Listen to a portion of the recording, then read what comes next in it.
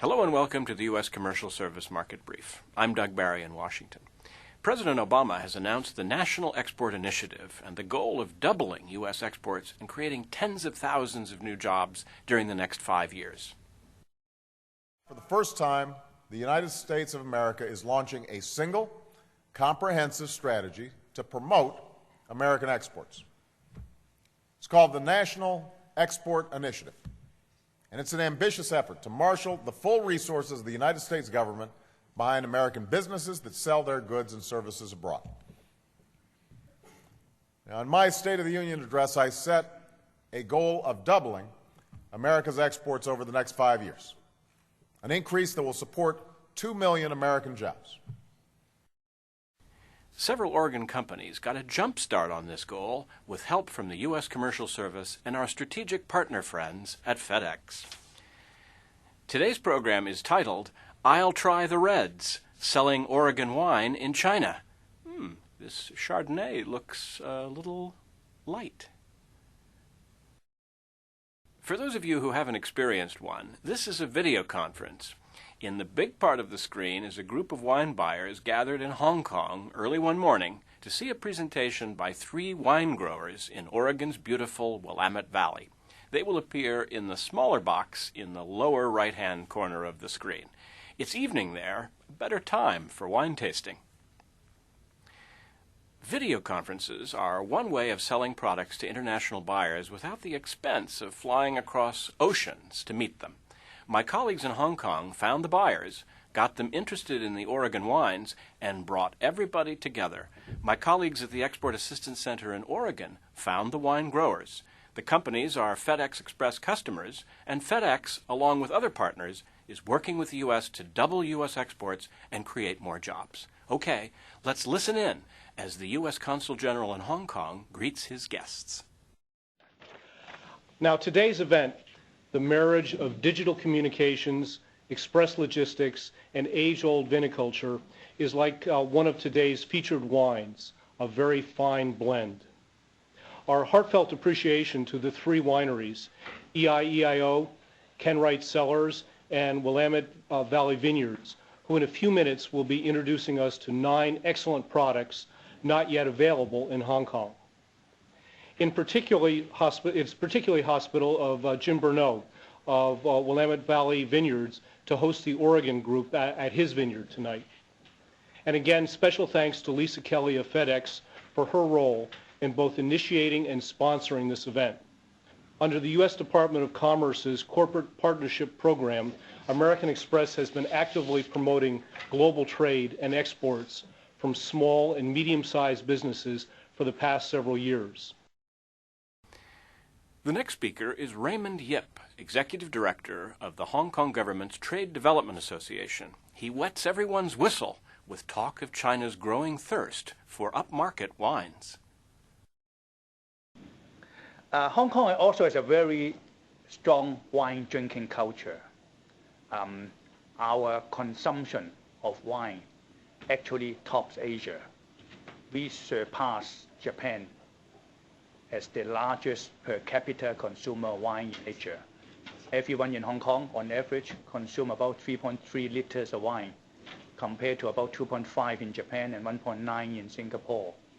And this is expected to increase to 4.2 liters by the year 2012. Of course, this is only a statistical figure. We sell a lot of them to other parts of the world. Per capita wine consumption is a good thing for U.S. producers to know.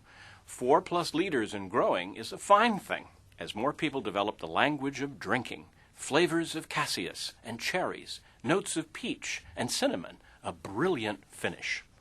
The Oregon growers, however, know that more is needed to compete. Watch now as they position their wines with the ultimate consumer in mind. And we're really trying to take a nutritionally based approach to farming.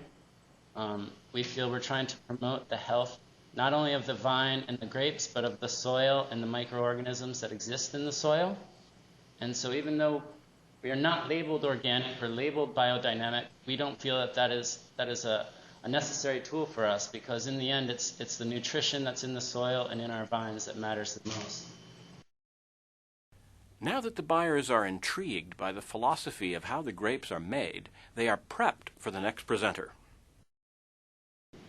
Hello, and thank you for coming early in the morning to taste. I know it may be difficult, but it'll be fun. Just remember, it's grape juice.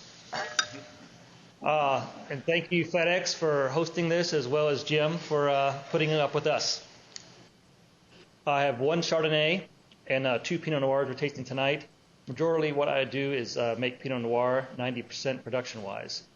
The Chardonnay is made in the traditional way of French oak, perhaps 20% in most vintages, neutral French oak, or at least once used, and the rest is in small stainless steel barrels. Each barrel gets a different yeast. As opposed to the Pinot Noir, I make it in the old-fashioned style, in that whatever yeast happens to be on the grapes, that happens to ferment the wine. Many of the questions from the buyers focused on price, but in response to a different question, one of the Oregon producers added another competitive advantage: lots of fertile land to titillate the taste buds of additional millions of Chinese wine drinkers. And the Oregon wine industry has made a substantial commitment to opening markets in the Pacific Rim. We've done quite a bit of trade visits to the Pacific Rim. There's a very strong cultural link between Oregon because of where we're located and our businesses and our families. And so there's a strong interest on many levels to have our wines represented in the Pacific Rim and in your markets.